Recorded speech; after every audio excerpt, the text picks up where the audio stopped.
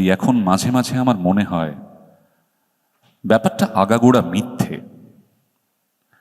আমারই কোনো প্রকার শারীরিক অসুস্থতার দরুন হয়তো চোখে ভুল দেখে থাকবো বা ওই রকম কিছু,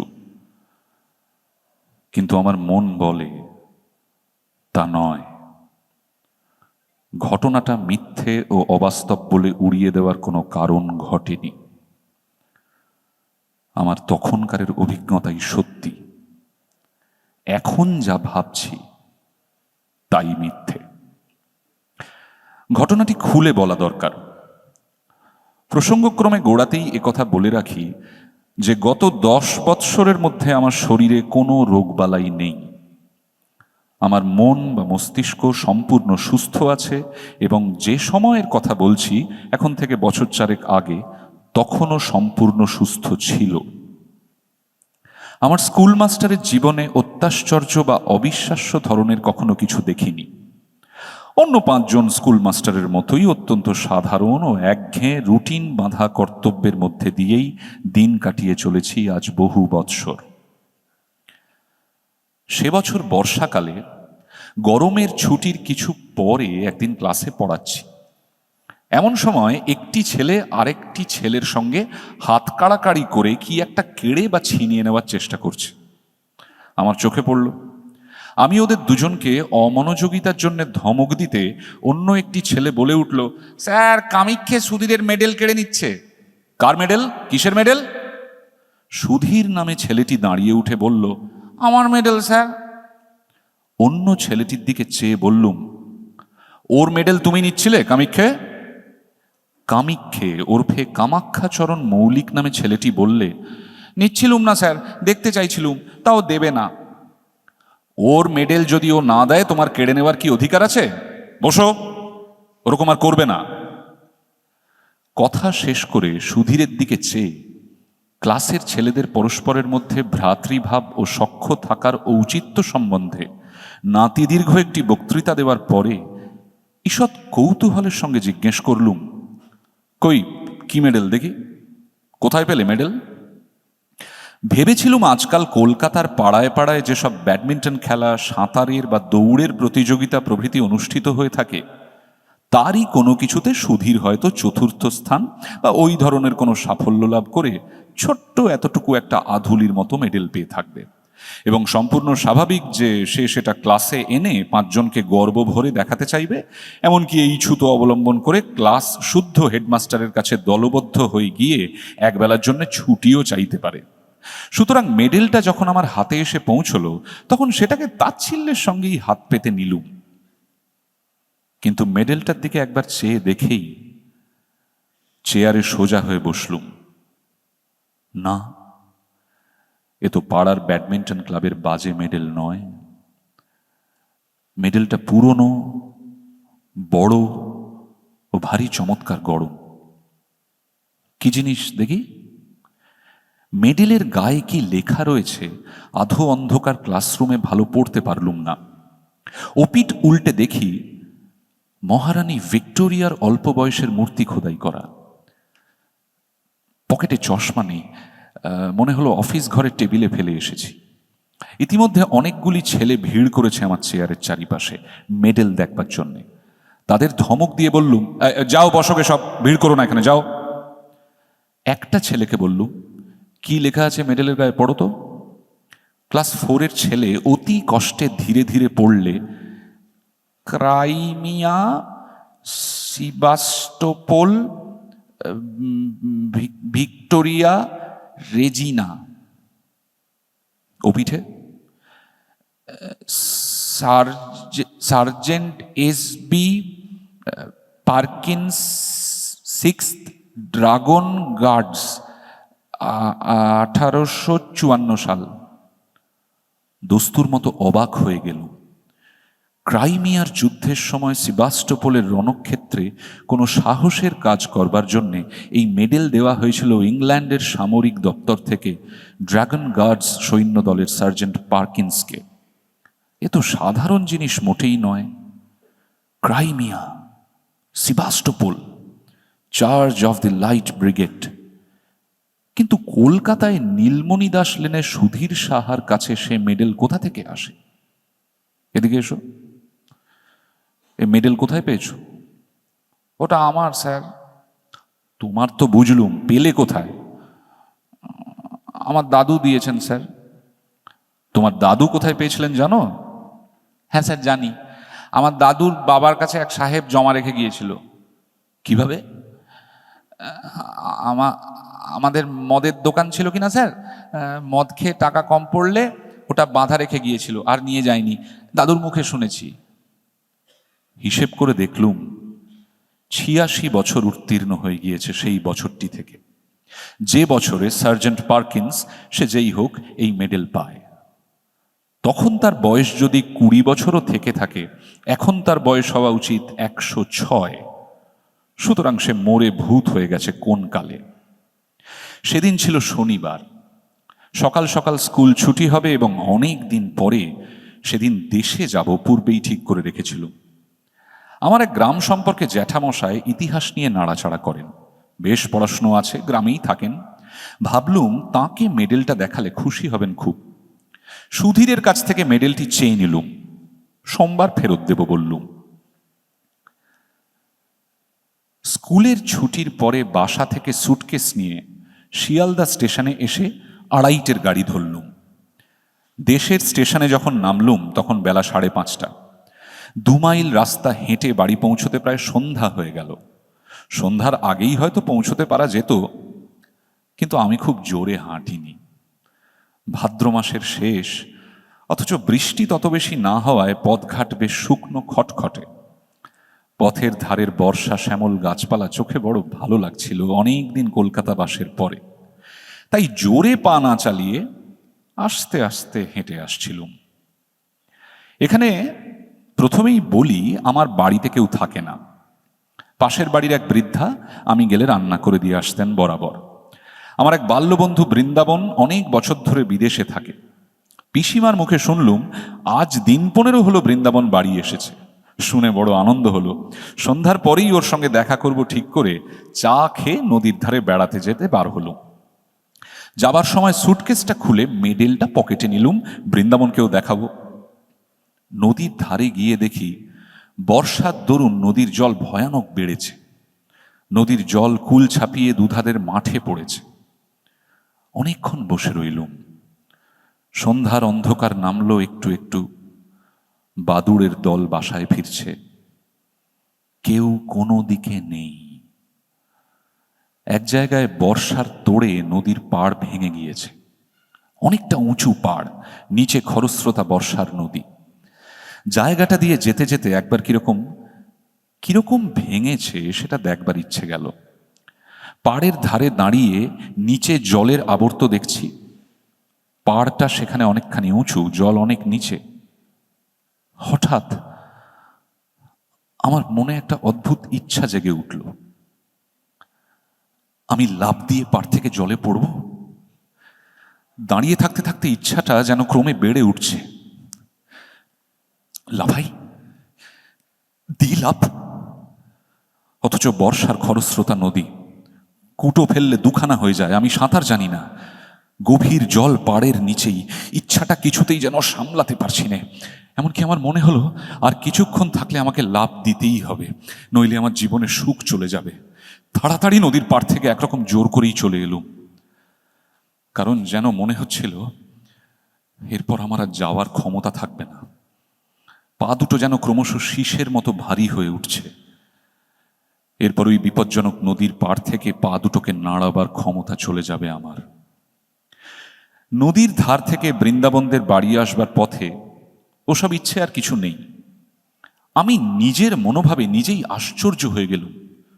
কি অদ্ভুত! এরকম হওয়ার মানে কি?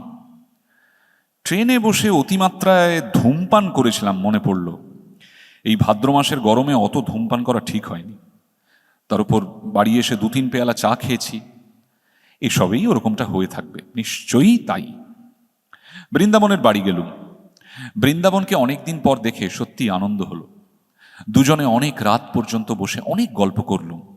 অনেক বছর ধরে জমানো অনেক সুখ দুঃখের কাহিনী। বড় গরম আজ, কোথাও এতটুকু বাতাস নেই। ভাদ্র মাসের গুমোট গরম। বৃন্দাবন বললে চল ভাই, ছাদে গিয়ে বসে গল্প করি, তবুও একটু হাওয়া টাওয়া পাওয়া যাবে। তুই আমাদের এখানে খেয়ে যাবি, মা বলে দিয়েছেন, তোদের বাড়িতেও খবর দেওয়া হয়েছে। দুজনে ছাদে উঠলুম। বাড়িটা দোতলা। দোতলায় ছাদের ওপর একখানা মাত্র ঘর আছে। আমি জানতুম বৃন্দাবনের কাকা ওই ঘরটায় থাকেন। দোতলার ছাদে উঠে দেখলুম বাড়ির পেছন দিকটায় বাঁশের ভাড়া বাঁধা। বললুম, বাড়িতে রাজমিস্ত্রি খাটছে বুঝি বৃন্দাবন?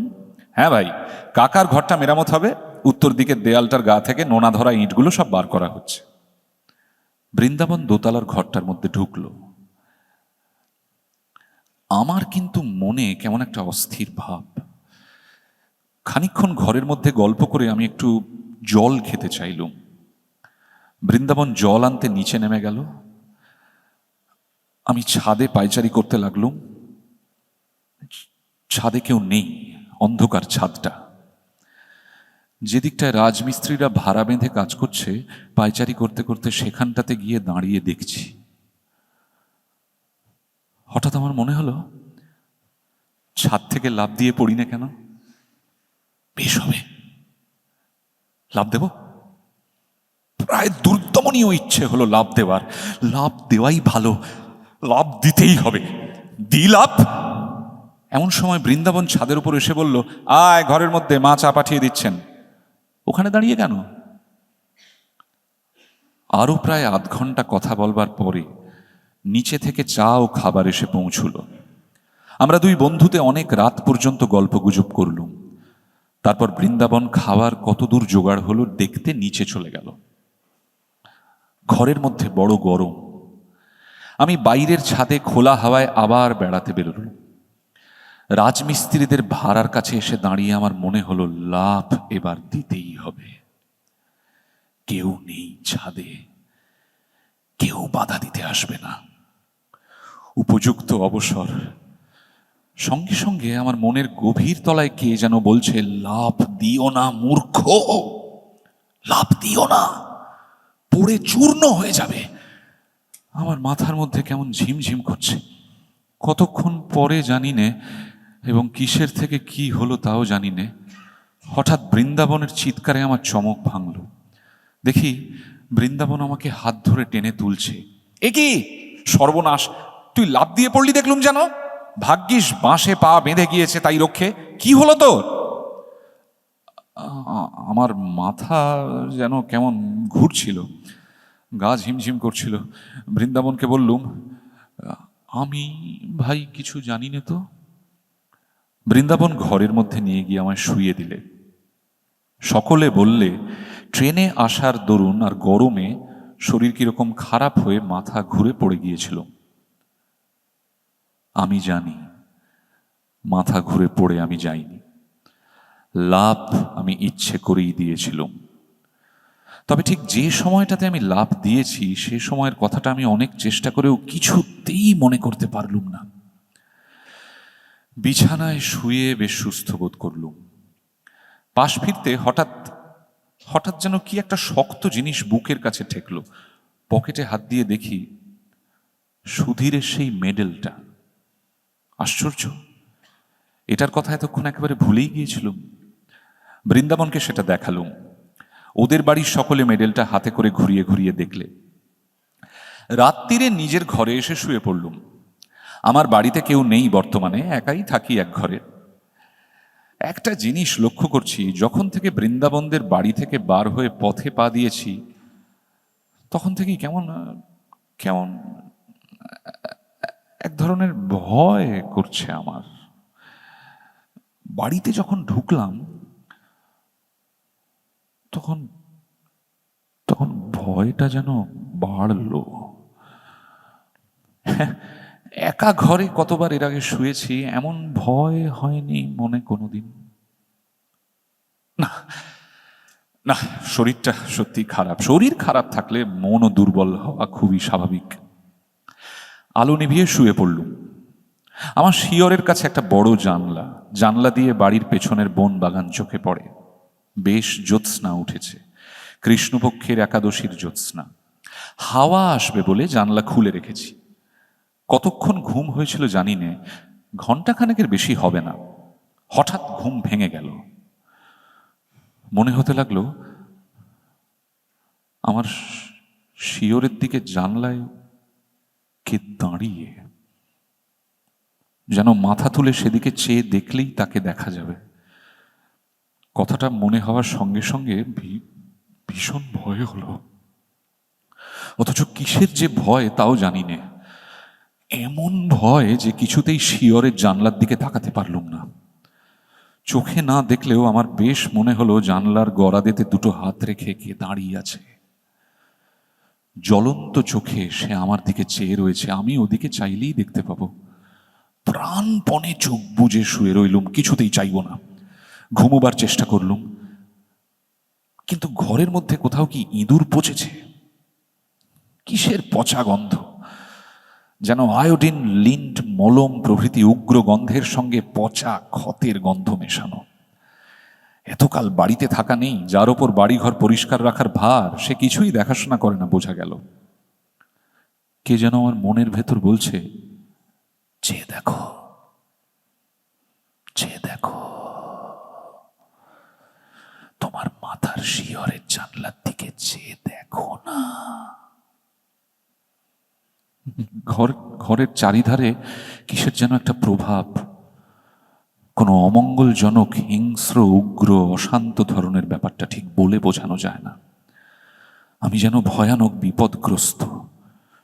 সে এমন বিপদ যা আমাকে মরণের দৌড় পর্যন্ত পৌঁছে দিতে পারে, এমনকি সে দৌড়ের চৌকাঠ পার করে অন্ধকার মৃত্যুপুরীর হিমশীতল নীরবতার মধ্যে ডুবিয়ে দিতেও পারে। আমি চাইব না, আমি চাইব না, আমি চাইব না, কিছুতেই চাইব না শিয়রের জানলার দিকে, আমি চাইব না। কিন্তু যে প্রভাবই হোক, আমার ঘরের মধ্যে দেওয়ালের এপিঠে তার অধিকার নেই, নেই। বহুকাল ধরে পূর্বপুরুষেরা বাস্তু শালগ্রামের অর্চনা করেছেন এই ঘরে, এর মধ্যে কারো কিছু খাটবে না। আমার মনই আবার এই কথাগুলি যেন বলল। অন্ধকার রাত্রে নির্জন ঘরে মন কত কথা কয়। জানলার ধারে কি যেন একটা শব্দ হলো, অদ্ভুত ধরনের শব্দটা। কে যেন জানলার গড়াদের ওপর টোকা দিয়ে আমার দৃষ্টি আকর্ষণ করতে চাইছে। একবার, দুবার, তিনবার।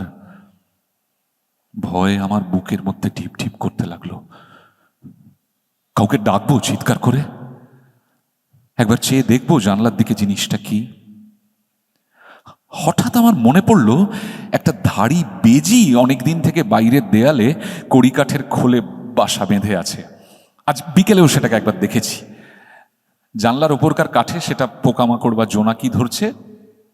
হ্যাঁ, তারই শব্দ, তারই শব্দ। কথাটা মনে হতেই মনের মধ্যে সাহস আবার ফিরে এলো। ঘাম দিয়ে জ্বর ছেড়ে গেল যেন। শরীর অসুস্থ থাকলে কত সামান্য কারণ থেকে ভয় পায় মানুষ। পাশ ফিরে এবার ঘুমোবার চেষ্টা করলাম স্বস্তির নিঃশ্বাস ফেলে, কিন্তু আমার এ ভাব বেশিক্ষণ স্থায়ী হলো না। এ ধারণা আমার মন থেকে কিছুতেই গেল না যে আজ রাত্রে আমি একা নই, আরো কেউ এখানেই আছে। নিদ্রাহীন চোখে সে আমার উপর খর দৃষ্টি দিয়ে পাহারা রেখেছে। আমায় সে নিরাপদে বিশ্রাম করতে দেবে না আজ। বারবার ঘুম আসে, আবার তন্দ্রা ছুটে যায়, অমনি জেগে উঠি।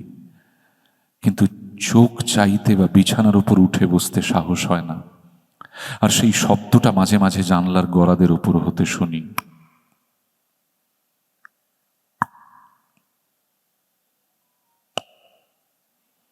খুব মৃদু করাঘাতের শব্দ যেন। শব্দটা বলছে, চেয়ে দেখো, পেছন ফিরে জানলার দিকে চেয়ে দেখো না। ঘামে দেখি বিছানা ভেসে গিয়েছে। ভাদ্রের গুমোট গরম কিনা। এই অবস্থায় ভোর হলো। দিনের আলো ফুটলে লোকজনের শব্দ কানে যেতে রাত্রের ভয়টা মন থেকে কোথায় গেল মিলিয়ে। নিশ্চিন্ত মনে বেলা 9টা পর্যন্ত পড়ে ঘুম দিলুম, তারপর উঠে চা খেয়ে পাড়ায় বেড়াতে বার হওয়া গেল। এই সময় একটা ঘটনা ঘটল। তখন আমি তার বিশেষ কোনো মূল্য দিইনি, কিন্তু পরে সব কথা মনে মনে আলোচনা করে দেখে সেটা ভারী আশ্চর্য বলেই মনে হয়েছিল। ও পাড়ার পথে আমার সেই জ্যাঠামশাইয়ের সঙ্গে দেখা। তাকে দেখাবার জন্য আমি মেডেলটা কাল রাত্রে সঙ্গে নিয়েই বেরিয়েছিলাম, কিন্তু বৃন্দাবনদের বাড়িতে নিমন্ত্রণের জন্য তার সঙ্গে দেখা করতে পারিনি। আমায় দেখে তিনি বললেন, এই যে সুরেন, ভালো আছো? কাল তুমি এসেছো দেখলুম, তখন অনেক রাত, তাই আর ডাকলুম না। বোধহয় বৃন্দাবনের বাড়ি থেকে ফিরছিলে। আমি তখন ছাদে পায়চারি করছি, যে গরম গিয়েছে বাবা কাল রাত্রিরে, তোমার সঙ্গে লোক রয়েছে দেখে আর ডাকলুম না। ও লোকটি কে? খুব লম্বা বটে, যেন শিখ কিংবা পাঞ্জাবির মতো লম্বা। তোমার বন্ধু বুঝি? বাঙালির মধ্যে এমন চেহারা, বেশ বেশ। আমি অবাক হয়ে জ্যাঠামশাইয়ের মুখের দিকে চেয়ে বললুম, আমার সঙ্গে লম্বা লোক কাল রাত্রিরে? সে কি জ্যাঠামশাই? জ্যাঠামশাই আমার চেয়েও অবাক হয়ে বললেন, তোমার সঙ্গে লোক ছিল না বলছো? একা যাচ্ছিলে? আমার চোখের দৃষ্টি একেবারে কি এত খারাপ হয়ে যাবে বাবা? আমি হেসে বললুম, তাই হবে জ্যাঠামশাই। চোখে কিরকম ঝাপসা দেখে থাকবেন, বয়স হয়েছে তো। আমার সঙ্গে কেউ ছিল না, তাছাড়া আপনাদের বাড়ির সামনের আম গাছটার ছায়া কিরকম আলো আধার দেখেছেন চোখে, অমন ভুল হয় জ্যাঠামশাই।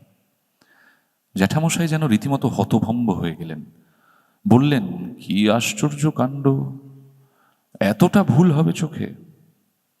আম গাছের এদিকে যখন তুমি টর্চ জ্বাললে, তখন দেখলুম তুমি আর তোমার পেছনে একজন লম্বা মতো লোক। তারপর তুমি টর্চ নিভিয়ে আম গাছের ছায়ার মধ্যে ঢুকলে, তখনও জ্যোৎস্নার আলো আর আম গাছের ছায়ার অন্ধকারে আমি বেশ দেখতে পেলুম লোকটি তোমার পেছনে পেছনে যাচ্ছে। তোমার মাথার চেয়েও যেন 1 হাত লম্বা, তোমার একেবারে ঠিক পেছনে। তবে খুব ভালো তো দেখতে পেলুম না, অত দূর থেকে আর আলো অন্ধকারের মধ্যে স্পষ্ট কিছু দেখা গেল না তো। এমনকি একবার এ পর্যন্ত মনে হলো তোমায় ডেকে জিজ্ঞেস করি তোমার বন্ধুটিকে।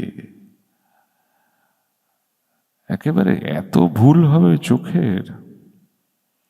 জ্যাঠামশাইকে পুনরায় বুঝিয়ে দিলুম, আমার সঙ্গে কাল কেউ ছিল না, আমি একাই ছিল। সুতরাং তাঁর দৃষ্টিশক্তির গোলমাল ছাড়া এ ব্যাপারে অন্য কোনো সিদ্ধান্ত করা চলে না। সারাদিন বৃন্দাবনের সঙ্গে আড্ডা দিয়ে কাটানো গেল। গতকাল রাত্রের ভয়ের ব্যাপার দিনের আলোয় এত হাস্যকর বলে আমার নিজের কাছেই মনে হলো যে বৃন্দাবনকেও সে কথাটা বলিও নি। রাত্রে ট্রেনে কলকাতায় ফিরব। বৃন্দাবনদের বাড়ি থেকে চা খেয়ে বাড়ি এসে সুটকেসটা নিয়ে স্টেশনের দিকে রওনা হয়েছি। তখনই সন্ধ্যার অন্ধকার বেশ নেমেছে। বাউরিপাড়ার বড় বাগানটার মধ্যে দিয়ে আসছি।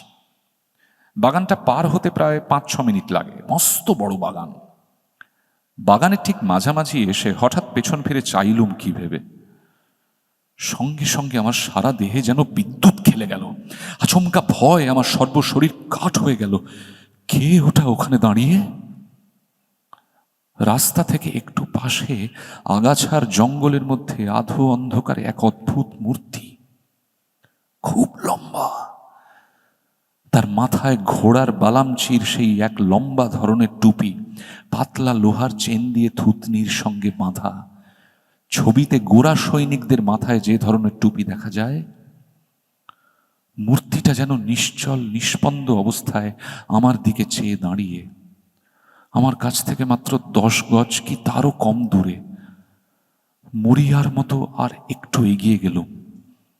এই ভয়ানক কৌতূহল আমাকে চরিতার্থ করতেই হবে যেন। মূর্তি নড়ে না, চড়ে না, যেন নিশ্চল পাথরের মূর্তি। কিন্তু বেশ স্পষ্ট দেখছি 7-8 গজ মাত্র দূরে তখন মূর্তিটা। আর ঘোড়ার বালামচির লম্বা টুপি ও ইস্পাতের চেনের স্ট্র্যাপ স্পষ্ট দেখতে পেলুম।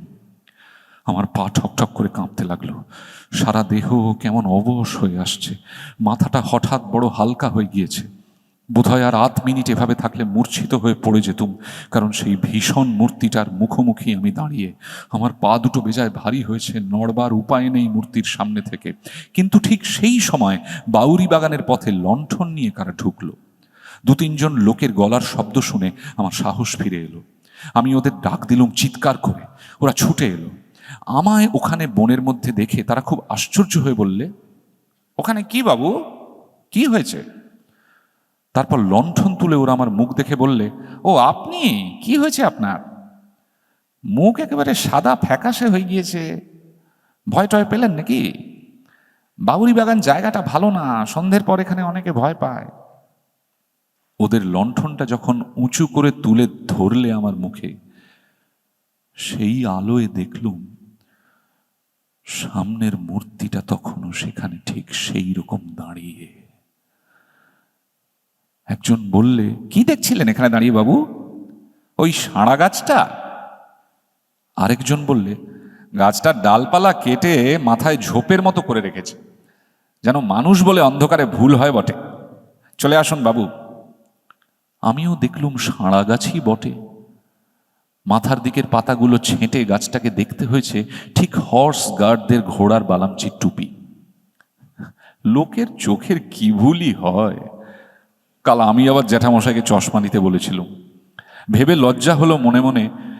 তিনি বৃদ্ধ লোক, তাঁর চোখের ভুল তো হতেই পারে, আমারই যখন এই অবস্থা। ওরা আমায় আলো ধরে স্টেশনে পৌঁছে দিলে। পরের দিন স্কুলে সুধীরের মেডেলটা ফেরত দিল। সুধীর বললে, আপনাকে দাদু একবার ডেকেছেন, আমার সঙ্গে ছুটির পর আমাদের বাড়ি আসুন, নিয়ে যেতে বলেছেন। সুধীরের দাদু বললেন, যাক, আমার বড় ভয় হয়েছিল মাস্টারবাবু।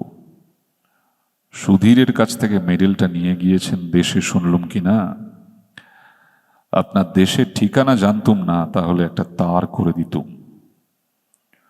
ও মেডেলটা আমার বাবাকে একজন গোরা সৈন্য দিয়ে যায়। আমি তখন জন্মাইনি, বাধা দিয়েছিল আর উদ্ধার করতে পারেনি। বেজায় মাতাল আর গোয়ার ছিল লোকটা। ও মেডেলের বিপদ হচ্ছে, আমাদের বংশের লোক ছাড়া অন্য কেউ নিলে তার বড় অনিষ্ট ঘটে। আমার এক ভগ্নিপতি একবার কিছুতেই শুনলে না, অনেক কাল আগের কথা। বাড়ি নিয়ে গেল মেডেল দেখাতে, সেই দিনই সন্ধ্যের সময় ছাদ থেকে পড়ে মারা গেল। মৃতদেহের পকেট থেকে মেডেলটা বেরুলো। আমি কলের পুতুলের মতো শুধু বললুম, ছাদ থেকে পকেটে মেডেল পাওয়া গেল? হ্যাঁ মাস্টার বাবু, আমার নিজের ভগ্নিপতি, মিথ্যে কথা তো বলবো না। আজ 27-28 বছর আগের কথা। ওটা আরো 2-1 জন নিয়েছে, তক্ষুনি ফেরত দিয়ে গেছে। বলে রাত্রে ভয় পায়, গা ছমছম করে, কে যেন পেছনে ফলো করছে মনে হয়। ওই মেডেল বাইরের লোকে সহ্য হয় না, প্রাণ পর্যন্ত বিপন্ন হয়। তাই ভাবছিলুম একটা তার করে দেব। একটা কথা বলা দরকার। মাসখানেক পরে আমি আবার দেশে যাই। বাউরি বাগানে ঢুকে যেখানে সে রাত্রে ভয় পেয়েছিলুম, সেদিকে চেয়ে দেখে যে সাঁড়া গাছটা, তা কোথাও আমার চোখে পড়ল না। যে আম গাছটার ধারে সাঁড়া গাছটা দেখেছিলুম, সেখানে দিনমানে বেশ ভালো করে দেখেছি, কোথাও সে সাঁড়া গাছ নেই। গাছ কেটে নিলে যে গুঁড়িটা থাকবে, তারও কোনো চিহ্ন নেই। কশ্চিনকালে সেখানে একটা বড় সাঁড়া গাছ ছিল বলে মনেও হয় না জায়গাটা দেখে।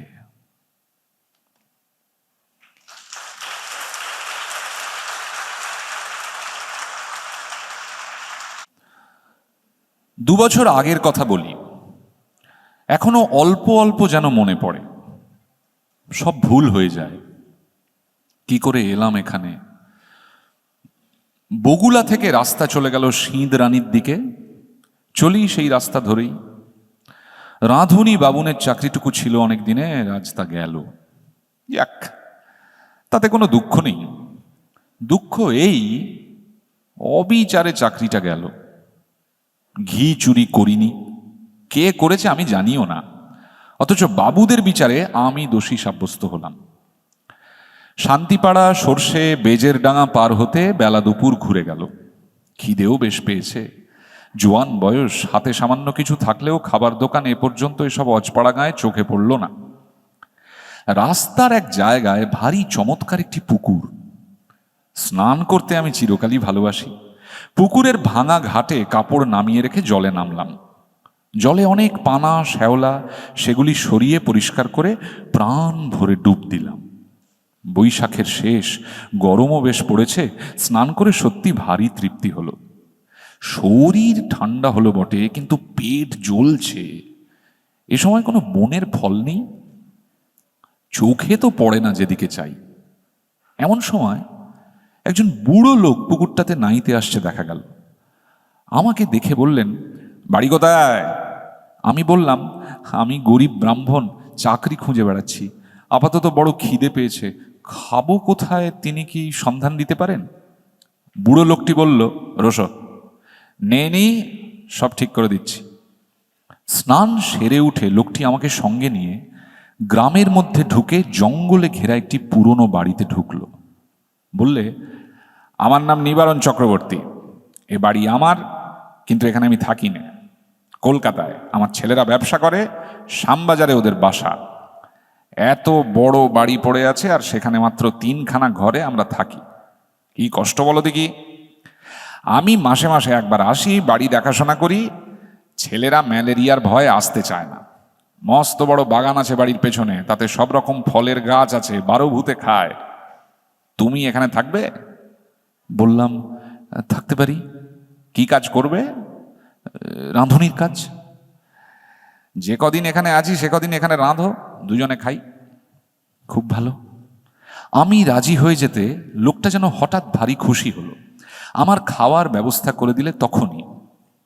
খাওয়া দাওয়ার পরে আমাকে একটা পুরনো মাদুর আর একটা মোটা তাকিয়া বালিশ দিয়ে বললে, বিশ্রাম করো। পথ হেঁটে ক্লান্ত হয়ে পড়েছিলাম। ঘুমিয়ে যখন উঠলাম, বেলা আর তখন নেই। রাঙা রোদ বড় বড় গাছপালার উঁচু ডালে। এরই মধ্যে বাড়ির পেছনের জঙ্গলে শেয়ালের ডাক শুরু হলো। আমি বাইরে গিয়ে এদিক ওদিক খানিকটা ঘুরে বেড়ালাম। যেদিকে চাই সেদিকেই পুরনো আম কাঁঠালের বন আর জঙ্গল। কোনো লোকের বাড়ি নজরে পড়ল না। জঙ্গলের মধ্যে এক স্থানে কেবল একটা ভাঙা দেউল দেখতে পেলাম। তার মধ্যে উঁকি মেরে দেখি বুড়ো নিবারণ চক্রবর্তী বসে তামাক খাচ্ছে। আমায় বললে, চা করতে জানো? একটু চা করো, চিঁড়ে ভাজো, তেল নুন মেখে কাঁচা লঙ্কা দিয়ে খাওয়া যাবে।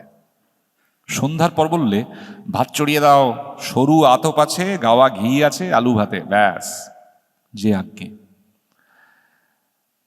তোমার জন্য তুমি একটা ঝিঙের তরকারি করে নিও। ঝিঙে আছে রান্নাঘরের পেছনে, আলো হাতে নিয়ে তুলে আনো এই বেলা।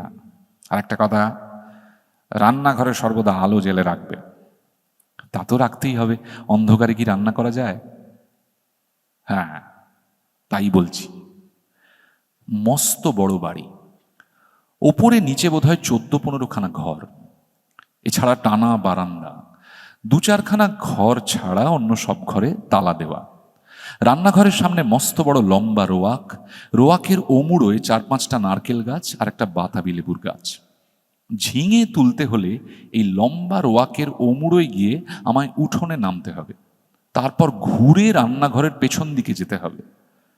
তখনও সম্পূর্ণ অন্ধকার হয়নি। আলোর দরকার নেই ভেবে আমি এখন শুধু হাতে ঝিঙে তুলতে গেলাম। বাবা, কি আগাছার জঙ্গল রান্নাঘরের পেছনে! ঝুনো ঝিঙে গাছ, যাকে এঁটো গাছ বলে, অর্থাৎ এমনি বীজ পড়ে যে গাছ হয় তাই। অনেক ঝিঙে ফলেছে দেখে বেছে বেছে কচি ঝিঙে তুলতে গেলাম। হঠাৎ আমার চোখে পড়ল একটি বউ মতো কে মেয়ে ছেলে আমার সামনাসামনি 10 হাত দূরে ঝোপের মধ্যে নিচু হয়ে 1/2 ঘন্টা দিয়ে আমারই মতো ঝিঙে তুলছে। দুবার আমি চেয়ে চেয়ে দেখলাম, তারপরে পেছন ফিরে 7-8টা কচি ঝিঙে তুলে আসবার সময় আরেকবার চেয়ে দেখলাম, দেখি বউটি তখনও ঝিঙে তুলছে। নিবারণ চক্রবর্তী বললে, ঝিঙে পেলে? আগে হ্যাঁ, অনেক ঝিঙে হয়ে আছে। আর একজনকে তুলছিল। নিবারণ বিস্ময়ের সুরে বলল, কোথায়? ওই রান্নাঘরের পেছনে, বেশি জঙ্গলের দিকে। পুরুষ মানুষ? না, একটি বউ। নিবারণ চক্রবর্তীর মুখ কেমন হয়ে গেল। বললে, কোথায় বউ? চলো দেখি, চলো। আমি তাকে সঙ্গে করে রান্নাঘরের পেছনে দেখতে গিয়ে দেখি কিছুই নাই। নিবারণ বললে, কই বউ, কই? ওই তো ওখানে ছিল, ওই ঝোপটার কাছে। হ্যাঁ, যত সব, চলো চলো, দিনে দুপুরে বউ দেখলে অমনি, চলো। আমি একটু আশ্চর্য হলাম। যদি একজন পাড়া গাঁয়ের বৌঝি দুটো জংলি ঝিঙে তুলতে এসেই থাকে, তাতে এত খাপ্পা হওয়ার কি আছে ভেবে পাইনি। তাছাড়া আজ না হয় উনি এখানে আছেন, কাল যখন কলকাতায় চলে যাবেন তখন বুনে ঝিঙে কে চৌকি দেবে? রাত্রে খাওয়া দাওয়ার পর চক্রবর্তী বুড়ো আবার সেই ঝিঙে চুরির কথা তুললে। বললে, আলো নিয়ে যাওনি কেন ঝিঙে তুলতে? তোমায় আমি আলো হাতে নিয়ে যেতে বলেছিলাম, মনে আছে? কেন তা যাওনি? আমি বুঝলাম না তাতে কি দোষ হলো। বুড়োটা খিটখিটে ধরনের। বিনা আলোতে যখন আমি সব দেখতে পাচ্ছি, এমনকি ঝিঙে চুরি করা বউকে পর্যন্ত, তখন আলো না নিয়ে কি দোষ করেছি? বুড়ো বললে, না না, সন্ধ্যের পর সর্বদা সর্বদা আলো কাছে রাখবে। কেন? তোমার বয়স কত? 37-38 হবে, অনেক কম বয়স আমাদের চেয়ে। আমার 63। যা বলি কান পেতে শুনো, ঠিক আছে? আজ্ঞে, নিশ্চয়ই। রাত্রে শুয়ে আছি, ওপরের ঘরে কিসের যেন খটখট শব্দে শুনে ঘুম ভেঙে গেল। জিনিসপত্র টানাটানির শব্দ, কে বা কারা যেন বাক্স বিছানা এখান থেকে ওখানে সরাচ্ছে, ভারী জিনিস সরাচ্ছে। বুড়ো সকালে চলে যাবে কলকাতায়, তাই বোধহয় জিনিসপত্র গোছাচ্ছে। কিন্তু এত রাত্রে, বাবা কি বাতিগ্রস্ত মানুষ! সকালে উঠে বুড়োকে বলতে বুড়ো অবাক হয়ে বললে, আমি? হ্যাঁ, অনেক রাতে। ও হ্যাঁ, না, হ্যাঁ, ঠিক ঠিক ঠিক। আমাকে বললেই হতো, আমি গুছিয়ে দিতাম।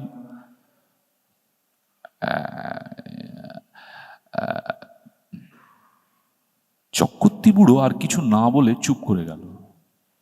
বেলা 9টার মধ্যে আমি ভাত, ডাল আর ঝিঙে ভাজা রান্না করলাম। খেয়ে দিয়ে পোঁটলা বেঁধে সে রওনা হলো কলকাতায়। যাবার সময় বারবার বলে গেল, নিজের ঘরের লোকের মতো থেকো ঠাকুর। পেয়ারা আছে, আম কাঁঠাল আছে, উৎকৃষ্ট পেঁপে আছে, তরিতরকারি পোঁতো। আমার খাস জমি পড়ে আছে 3 বিঘে, ভদ্রাসন হলো 1.5 বিঘের ওপর, লোকালয়ে জঙ্গল হয়ে আছে। খাটো, তরকারি উৎপন্ন করো, খাও, বেচো, তোমার নিজের বাড়ি ভেবে থাকো, দেখাশোনা করো। আর একটা কথা বলে গেলেন। কি? চক্রবর্তী বুড়ো অকারণে সুর খাটো করে বললে, না, অনেক লোকে ভাঙচি দেবে, কারো কথা শোনো না যেন। বাড়ি দেখাশোনো যেমন করবে, নিজের মতো থাকবে, কারো কোনো কথায় কান দেবে না। গাছের ফল ফুলুরি তুমিই খাবে, 2টো ঘর খোলা রইল তোমার জন্য। বুড়ো চলে গেল, আমাকে যেন আকাশে তুলে দিয়ে গেল। আরে, এত বড় বাড়ির বড় বড় 2খানা ঘর আমার ব্যবহারের জন্য রয়েছে, তাছাড়া বারান্দা, রান্নাঘর, রোয়াক তো আছেই, বাড়িতে পাতকুয়ো, জলের কষ্ট নেই। 10টা টাকা আগাম দিয়ে গেছে বুড়ো। প্রায় আধমনটাক সরু আতপ চালও আছে, গাছ ভরা আম কাঁঠাল। যেন ভগবানের দান আকাশ থেকে পড়লো হঠাৎ। বিকেলের দিকে তেল নুন কিনবো বলে মুদির দোকান খুঁজতে বেরোলাম। বাপরে, কি ঘন জঙ্গল গাঁখানার ভেতরে! আর এদের যেখানে বাড়ি তার ত্রিসীমানায় কি কোনো লোকালয় নেই? জঙ্গল ভেঙে সুঁড়িপথ ধরে 1/2 মাইল যাওয়ার পর একজন লোকের সঙ্গে দেখা হল। সেও তেল কিনতে যাচ্ছে। আমায় দেখে বললে, বাড়ি কোথায়? এখানে আছি, নিবারণ চক্রবর্তীর বাড়ি। নিবারণ চক্রবর্তীর বাড়ি কেন? দেখাশোনা করি, কাল এসেছি। ও বাড়িতে থাকতে পারবে না কেন? এই বলে দিলাম, দেখে নিও। কত লোক ও বাড়িতে এলো গেল, ওরা নিজেরাই থাকতে পারে না তো অন্য লোক। ও বাড়ির ছেলে বউরা কোশ্চিনকালে ও বাড়িতে আসে না কেন? তাকিয়ে যান, ও বড় ভয়ানক বাড়ি, তুমি বিদেশি লোক, সাবধান। আর কিছু না বলে লোকটা চলে গেল। আমি দোকান খুঁজে জিনিস কিনে বাড়ি ফিরলাম। তখন বিকেল গড়িয়ে সন্ধে নামছে। দূর থেকে জঙ্গলের মধ্যকার পুরনো উঁচু দোতলা বাড়িখানা দেখে আমার বুকের ভেতরটা ছ্যাঁত করে উঠল। সত্যি বাড়িখানার চেহারাটা কিরকম যেন, ও যেন একটা জীবন্ত জীব, আমার মতো ক্ষুদ্র লোককে যেন গিলে ফেলবার জন্য হাত বাড়িয়ে এগিয়ে আসছে। ও চেহারা অমন্তর কেন? কিছু না, লোকটা আমার মন খারাপ করবার জন্য দায়ী। আমি যখন তেল নুন কিনতে যাই তখন আমার মনে দিব্যি ফুর্তি ছিল। হঠাৎ এমন হওয়ার কারণ হচ্ছে ওই লোকটার ভয় দেখানো কথাবার্তা। গায়ে পড়ে অত হিত করবার দরকার কি ছিল বাপু তোমার? চক্রবর্তী বুড়ো তো বলেই দিয়ে গেছে, কত লোক কত কথা বলবে, কারোর কথায় কান দিও না, কান দিও না। কিছু না, গাছপালার ফল ফুলুরি গায়ের লোক চুরি করে খায় কি না? বাড়িতে একজন পাহারাদার বসলে লুটপাট করে খাওয়ার ব্যাঘাত হয়, সেই জন্যই ভয় দেখানো। যেমন ওই বউটি কাল সন্ধ্যেবেলা ঝিঙে চুরি করছিল। অনেক দিন এমন আরামে থাকিনি। বিনা খাটুনিতে পয়সা রোজগারের এমন সুযোগ জীবনে কখনো ঘটেনি। নিজের জন্য শুধু দুটো রান্না, মিটে গেল কাজ। সকাল সকাল রান্না সেরে নিয়ে নিচের বড় রোয়াকে বসে আপন মনে গান গাইতে লাগলাম। এত বড় বাড়ির আমি মালিক, কারোর কিছু বলার নেই, আমাকে যা খুশি করব। হঠাৎ ভয়ানক আশ্চর্য হয়ে গেলাম। দোতলার নালির মুখ দিয়ে পড়তে লাগলো জল, যেমন ওপরের বারান্দাতে কেউ হাত পা ধুলে পড়ে। বেশ মোটা ধারায় জল পড়তে লাগলো। তখন আমি উঠে রোয়াকের ধারে দাঁড়িয়ে দোতলার বারান্দার দিকে চেয়ে দেখলাম, তখনও জল পড়ছে সমানে মোটা ধারায়। ওপরে সিঁড়ির দরজায় তালা দেওয়া, চাবি চক্রবর্তী মশাই নিয়ে গেছেন, সুতরাং দোতলায় যাওয়ার কোনো উপায় আমার নেই। এই জল কোথা থেকে পড়ছে? মিনিট 10 পড়ার পরে জলের ধারা বন্ধ হয়ে গেল। আমার মনে হলো চক্রবর্তী মশাই বোধহয় কোনো কলসি বা ঘড়ায় জল রেখে গিয়েছিল ওপরের বারান্দাতে, সেই কলসি কিভাবে উল্টে পড়ে গিয়ে থাকবে, নিশ্চয়ই তাই, তাছাড়া জল আসবে কোথা থেকে। একটু পরে গিয়ে শুয়ে পড়লাম। আলো নিবিয়ে শুয়ে পড়ার সঙ্গে সঙ্গে আমার চোখে ঘুম জড়িয়ে এলো। অনেক রাত্রে একবার ঘুম ভেঙে গেল। জানলা দিয়ে সুন্দর জ্যোৎস্না এসে পড়ছে বিছানায়। কি একটা ফুলের গন্ধ আসছে, বেশ সুবাস ফুলের। কি ফুল? ঘুমের ঘরেই ভাবছি, কোনো সুগন্ধওয়ালা ফুল তো বাড়ির কাছাকাছি দেখিনি। তড়াক করে লাফিয়ে উঠলাম, ও কি, ও কি!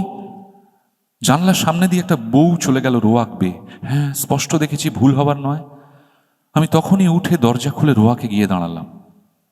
রোয়াকে গিয়ে দাঁড়াতে দুটো জিনিস আমার কাছে স্পষ্ট হলো। প্রথম, সেই ফুলের সুবাসটা অনেকখানি কম। ওই বউটি যেন এই সুবাস ছড়িয়ে গেল এতক্ষণ। না, এ কোনো ফুলের সুবাস নয়। কিসের সুবাস তা আমার মাথায় আসছে না। কেমন একরকম যেন লাগছে, একরকম নেশার মতো। কেন আমি বাইরে এসেছি? ও ও ও কে একটি বউ রোয়াক বে খানিক আগে চলে গিয়েছিল, সেই ছড়িয়ে গিয়েছে এই তীব্র সুবাস। কিন্তু কোনো দিকে নেই তো, সে গেল কোথায়? সে রাত্রে সেই পর্যন্ত। কিছুক্ষণ পরে ঘরে এসে শুয়ে ঘুমিয়ে পড়লাম। সকালে উঠে মনে হলো সব স্বপ্ন। মনটা বেশ হালকা হয়ে গেল। কাজকর্মে ভালো করে মন দিলাম। বন জঙ্গল কেটে কিভাবে তরি তরকারির আবাদ করব সেই আলোচনা করতে লাগলাম মনের মধ্যে। একটা অসুবিধে এখানে থাকবার, বড় নির্জনে থাকতে হয়। কাছাকাছি যদি একঘর লোকও থাকতো তবে এত কষ্ট হতো না। কথা বলবার একটা লোকও নেই, এই হলো মহা কষ্ট। সেদিন দুপুরে একটা ঘটনা ঘটল। আমি ভাত নামিয়ে হাঁড়ি রাখতে যাচ্ছি, এমন সময় দোতলার বারান্দাতে অনেক লোক যেন একসঙ্গে হেসে উঠল। সে কি ভীষণ অট্টহাসি! আমার গা যেন দোল দিয়ে উঠল সে হাসি শুনে। খিলখিল করে হাসি নয়, খলখল করে হাসি। আকাশ বাতাস থমথমিয়ে উঠল সে হাসির শব্দে। ভাত ফেলে রেখে দৌড়ে গেলাম। রোয়াকে গিয়ে উপরের দিকে দেখি, কিছুই না। দরজা যেমন বন্ধ, উপরের ঘরের সারবন্দি জানলা তেমনই বন্ধ। হাসির লহর তখন থেমে নিশ্চুপ হয়ে গিয়েছে। ব্যাপার কি? কোনো বদমাইশ লোকের দল উপরে আড্ডা বেঁধেছে। ওপরের সিঁড়ির মুখে গিয়ে দেখি দরজাতে তেমনই কুলুপ ঝুলছে। আমার ভয় হয়নি, কেননা দিনমান, চারিদিকে সূর্যের আলো। এ সময় মনের মধ্যে কোনো ভূতের সংস্কার থাকে না। এই হাসি আমি যদি রাত্রে শুনতাম তবে বোধহয় ভয় অজ্ঞান হয়ে যেতাম। চাবি দিয়ে দাঁত খুলতে হতো। রান্নাঘরে ফিরে এসে ভাতের ফ্যান গেলে ঝিঙের তরকারি চাপিয়ে দিই। প্রচুর ঝিঙে জঙ্গলে ফলেছে, যত ইচ্ছে তুলে নিয়ে যাও। আমারই বাড়ি, আমারই ঝিঙে লতা। মালি খাওয়ার যে একটা মাদকতা আছে তা কাল থেকে বুঝছি। আমার মতো গরিব মানুষের জীবনে এমন জিনিস এই প্রথম। কান পেতে রইলাম ওপরের ঘরের কোনো শব্দ আসে কিনা শুনতে। ছুঁচ পড়বার শব্দও পেলাম না। খেয়ে দিয়ে নিজের মনে বিছানায় গিয়ে শুয়ে ঘুমিয়ে পড়েছি। ঘুমের ঘোরে শুনছি যেমন কোনো বিয়ে বাড়িতে ঘর ভর্তি লোকের মধ্যে ঘুমিয়ে পড়লে লোকজনের গলার শব্দ শুনে ঘুমের মধ্যে থেকে পাওয়া যায়। হয়তো সবটাই মনের ভুল। মনের সেই যে ভাব হয়েছিল হাসি শুনে, তারই ফলে। এরপর 9 দিন আর কোনো কিছু ঘটেনি। মানুষের মনের অভ্যাস, অপ্রীতিকর জিনিসগুলো সে তাড়াতাড়ি দিব্যি ভুলে যেতে চায়, পারেও ভুলে যেতে। আমি নিজের মনকে বোঝালুম ওসব কিছু না। কি শুনতে কি শুনেছি? বউ দেখা চোখের ভুল, হাসি শোনা কানের ভুল, সব ভুল ভুল। এই কদিনে আমার শরীর বেশ সেরে উঠল। খাই দাই আর শুধু ঘুমোই, কাজকর্ম কিছু নেই।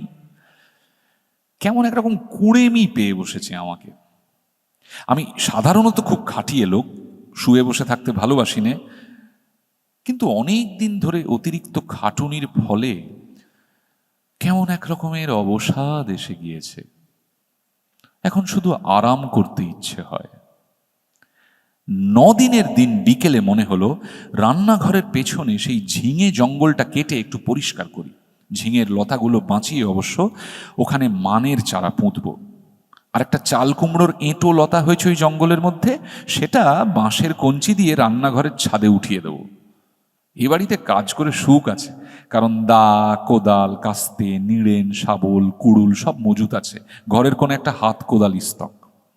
অল্পক্ষণ মাত্র কাজ করেছি, আধ ঘন্টাও হবে না। হঠাৎ দেখি সেই বউটি ঝিঙে তুলতে এসেছে। নিচু হয়ে ঝোপের মধ্যে ঝিঙে তুলছে। সঙ্গে সঙ্গে দোতলার ঘরগুলোর মধ্যে এক মহা কলরব উপস্থিত হলো। অনেকগুলো লোক, আন্দাজ 50 একসঙ্গে যেন হৈ হৈ করে উঠল। সব দরজা জানলা যেন এক ঝাপটা লেগে খুলে গেল একসঙ্গে। বন কাটা ফেলে আমি ওপর দিকে চেয়ে দেখলাম। সামনে রোয়াকে এসে দাঁড়ালাম। কই, একটা জানলা দরজার কপাটও খোলেনি দোতলার, যেমন তেমনই আছে। ব্যাপার কি? বাড়িটার মৃগীরোগ আছে নাকি? মাঝে মাঝে একটা বিকট চিৎকার ওঠে কেন? এসব তো ভুল হবার কোনো কথা নয়। সম্পূর্ণ সুস্থ মনে কাজ করতে করতে এই চিৎকার আমি শুনেছি একমাত্র। এখন আবার চারিদিক নিস্তব্ধ, কোনো দিকে কোনো শব্দ নেই। সেই বউটি আবার ঝিঙে তুলতে এসেছে এই গোলমালের মধ্যে। দৌড়ে গেলাম রান্নাঘরের পেছনে, সেখানেও কেউ নেই। সেদিন রাত্রে একটা ঘটনা ঘটল, ভারী মজার ব্যাপার বটে।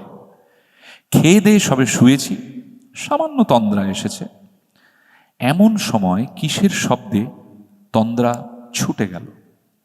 চেয়ে দেখি আমার বিছানার চারিপাশে অনেক লোক জড়ো হয়েছে। তাদের সবারই মাথায় লাল পাগড়ি, হাতে ছোট ছোট লাঠি। কিন্তু আশ্চর্যের বিষয়, সকলেরই মুখ দেখতে একরকম। একই লোক যেন 50টি হয়েছে, এরকম মনে হয় প্রথমটা। বহু আরশিতে যেন একই মুখ দেখছি। কে যেন বলে উঠল, আমাদের মধ্যে আজ কে যেন এসেছে? একজন তার উত্তর দিলে, এখানে একজন পৃথিবীর লোকের বাড়ি আছে অনেক দিন থেকে। আমি দেখিনি বাড়িটা, তবে শুনেছি। যারা দেখতে জানে তারা বলে সেই বাড়ির মধ্যে একটা লোক রয়েছে। সব মিথ্যে, কোথায় বাড়ি? আমরা কেউ দেখিনি, তবে এসো আমরা নাচ আরম্ভ করি। বাপ রে বাপ, সে কি কাণ্ড! অতগুলো লোক একসঙ্গে ঢোল বাজিয়ে এক তাণ্ডব নৃত্য শুরু করে দিলে।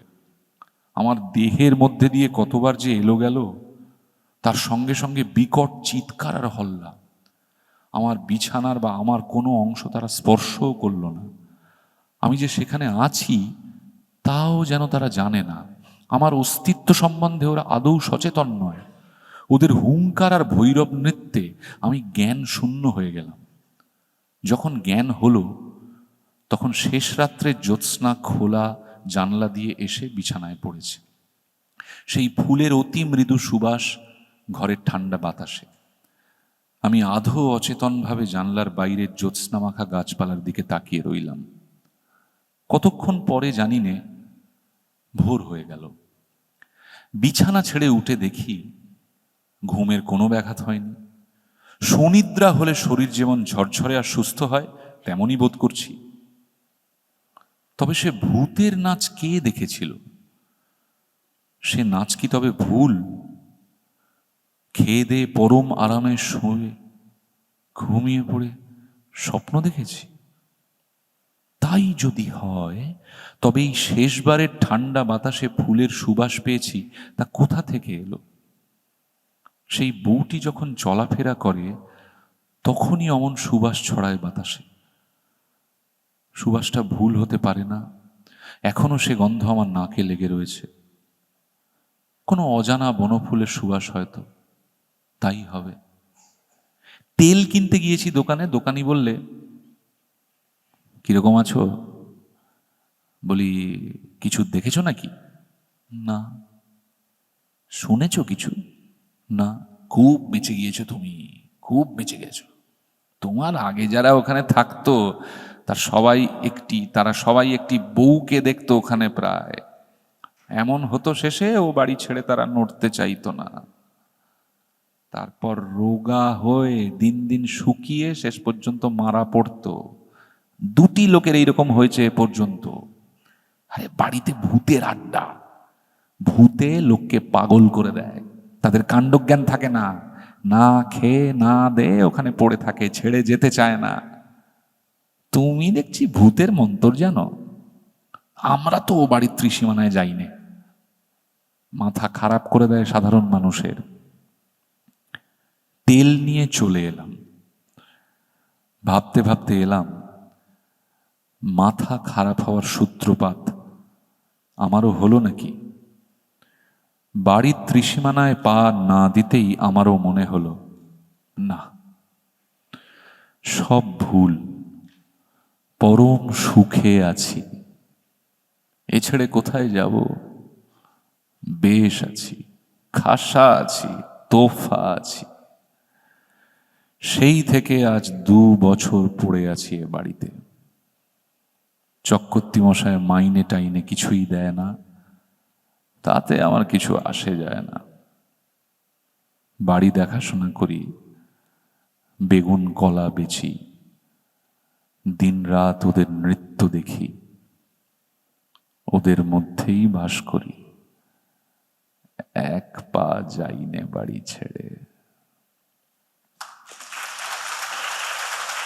Thank you.